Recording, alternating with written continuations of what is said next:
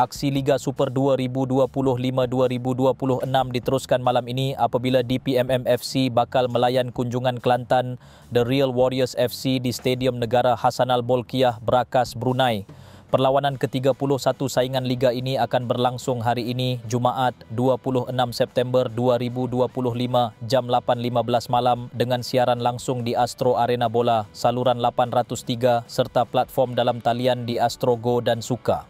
DPMM FC ketika ini menghuni tangga terakhir di carta Liga Super iaitu kedudukan ke-13, manakala Kelantan The Real Warriors FC berada di kedudukan ke-8.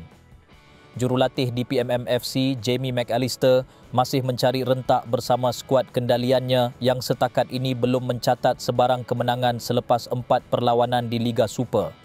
Mereka sekadar meraih 1 seri dan 3 kekalahan, termasuk baru-baru ini tewas 0-4 kepada KL City FC pada 22 September lalu. Prestasi ini boleh dianggap sebahagian daripada proses penyesuaian DPMM FC dengan tahap persaingan sengit Liga Super. Sementara itu, Kelantan The Real Warriors FC di bawah kendalian Ella Farasan tampil dengan rekod 1 menang, 2 seri dan 2 kalah dalam 5 perlawanan terakhir mereka di Liga Super.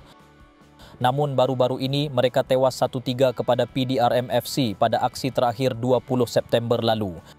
Di pentas Piala FA, Kelantan The Real Warriors mencatat kejutan apabila mara ke suku akhir selepas menyingkirkan KL City dengan agregat 3-2. Mereka bakal berdepan antara Sabah FC atau Bunga Raya FC pada suku akhir yang dijadualkan 17 dan 29 Oktober ini.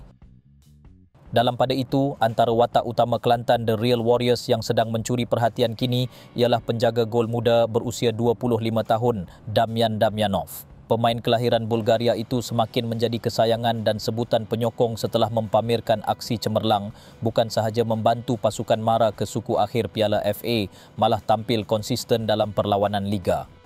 Kelantan The Real Warriors merupakan kelab pertamanya di luar negara selepas hampir 10 tahun hanya beraksi di tanah airnya, Bulgaria.